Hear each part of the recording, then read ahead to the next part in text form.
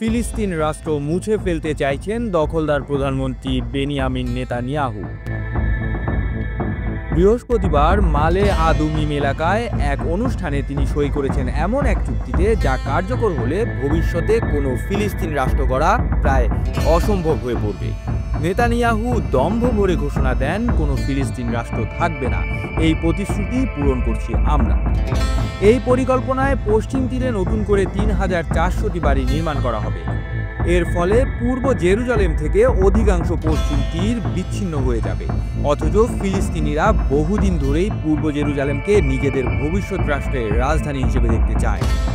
১৯৬৭ সাল থেকেই পশ্চিম তীরে অবৈধ বসতি গড়ে তুলছে ইসরায়েল, যা আন্তর্জাতিক আইনে অবৈধ।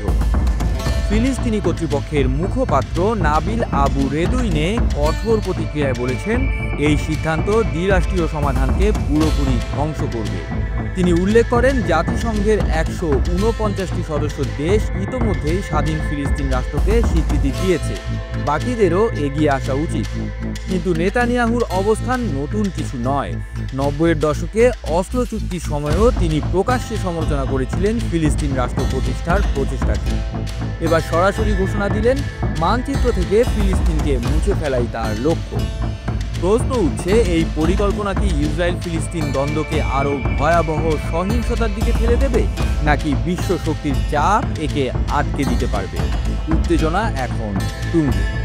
আপনারা দেখছিলেন প্রতিদিন সকাল।